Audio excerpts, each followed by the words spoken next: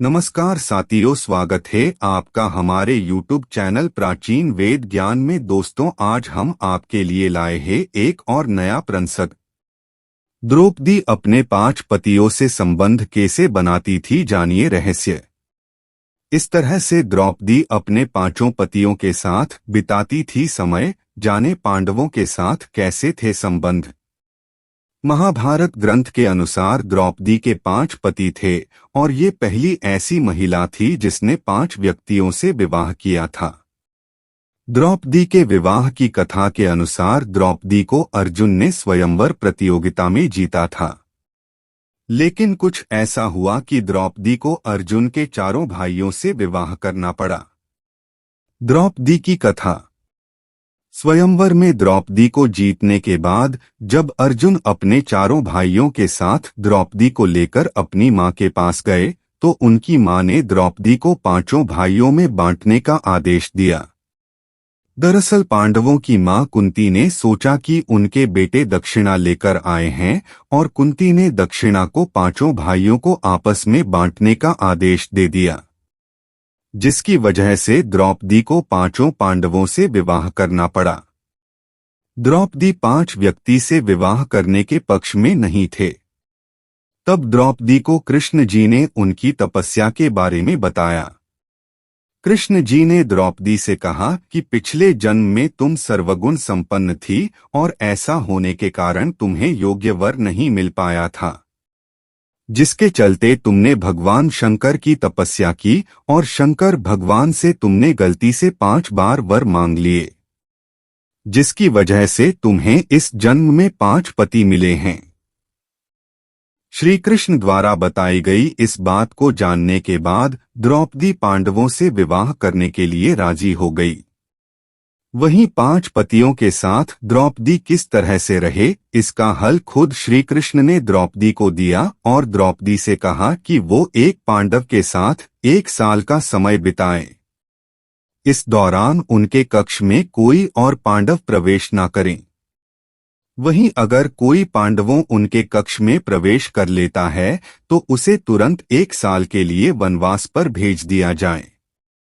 हालांकि कहा जाता है कि संतान को जन्म देने के लिए भगवान श्री कृष्ण ने उसे ये सुझाव दिया कि हर साल वह पांडवों में से किसी एक के साथ ही समय व्यतीत करे। साथ ही जिस समय वह अपने कक्ष में किसी एक पांडव के साथ हो तो उनके कक्ष में कोई और पांडव प्रवेश न करें।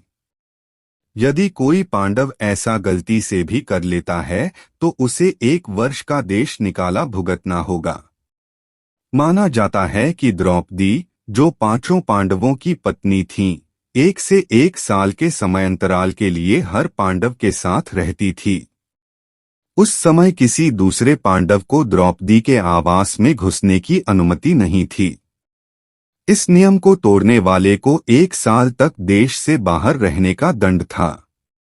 एक बार यह दंड अर्जुन को भुगतना भी पड़ा था। अर्जुन और द्रौपदी की 1 वर्ष की अवधि अभी अभी समाप्त हुई थी और द्रौपदी युधिष्ठिर के साथ का 1 वर्ष का समय शुरू हुआ था। अर्जुन भूलवश द्रौपदी के आवास पर ही अपना तीरधनुष भूल आए, पर किसी दुष्ट से ब्राह्मण के पशुओं की रक्षा के लिए उन्हें उसी समय इसकी जरूरत पड़ी। अत क्षत्रिय धर्म का पालन करने के लिए तीरधनुष लेने के लिए नियम तोड़ते हुए वह द्रौपदी के निवास में घुस गए। उस दौरान द्रौपदी युधिष्ठिर साथ में थे। बाद में इसके दंडस्वरूप अर्जुन 1 साल के लिए राज्य से बाहर चले गए। इसी 1 साल के वनवास के दौरान अर्जुन की मुलाकात उलूपी से हुई और वह अर्जुन पर मोहित हो गईं। ऐसे में वह उन्हें खींचकर अपने नागलोक में ले गई और उसके अनुरोध करने पर अर्जुन को उससे विवाह करना पड़ा।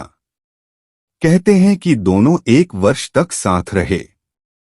अर्जुन और नागकन्या उलूपी के मिलन से अर्जुन को एक वीरवार पुत्र मिला जिसका नाम इरावान रखा गया।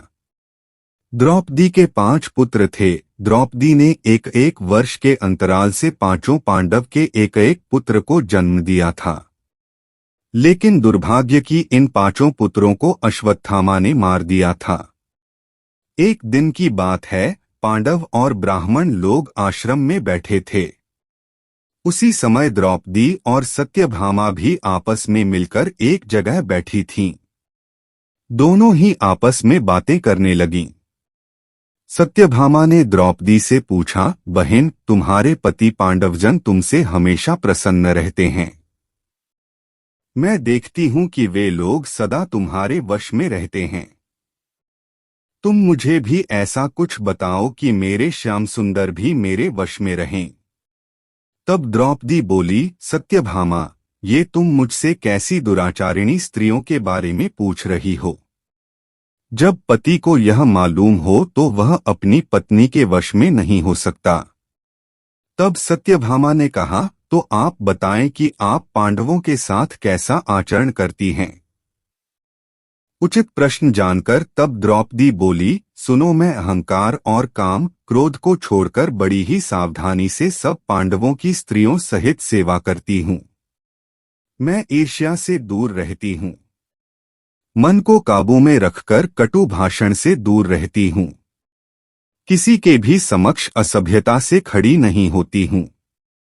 बुरी बातें नहीं करती हूँ और बुरी जगह पर नहीं बैठती। पति के अभिप्राय को पूर्ण संकेत समझकर अनुसरण करती हूँ। देवता, मनुष्य, सजाधजा या रूपवान कैसा ही पुरुष हो, मेरा मन पांडवों के सिवाय कहीं नहीं जाता। उनके स्नान किए बिना मैं स्नान नहीं करती। उनके बैठे बिना स्वयं नहीं बैठती। जब जब मेरे पति घर में आते हैं, मैं घर साफ रखती हूँ। समय पर भोजन कराती हूँ। सदा सावधान रहती हूँ। घर में गुप्त रूप से अनाज हमेशा रखती हूँ। मैं दरवाजे के बाहर जाकर खड़ी नहीं होती हूँ। पतिदेव के बिना अकेले रहना मुझे पसंद नहीं। साथ ही सास ने मुझे जो धर्म बताए हैं, मैं सभी का पालन करती हूँ। सदा धर्म की शरण में रहती हूँ। द्रौपदी की कहानी विभिन्न कलाओं, प्रदर्शनों और माध्यमिक साहित्य के लिए एक प्रेरणा रही है। हिंदू धर्म में उन्हें पंचकन्याओं में से एक के रूप में महिमामंडित किया जाता है, जो महिला शुद्धता की प्रतीक हैं, जिनके बारे में माना जाता है कि उनके नाम का पाठ करने से पाप दूर हो जाते हैं। उपमहाद्वीप के कुछ हिस्सों में द्रौपदी का एक संप्रदाय मौजूद है, जहां उसकी देवी के रूप में पूजा की जाती है। साथियों, ऐसे ही और नई नई कहानी हम आपके लिए रोज लेकर आते हैं। अगर अभी तक आपने हमारा YouTube चैनल सब्सक्राइब नहीं किया है तो वीडियो को लाइक करें और चैनल को सब्सक्राइब करें और साथ में घंटी के बटन को दबा दें। दोस्तों, मिलते हैं नए वीडियो नई कहानी में।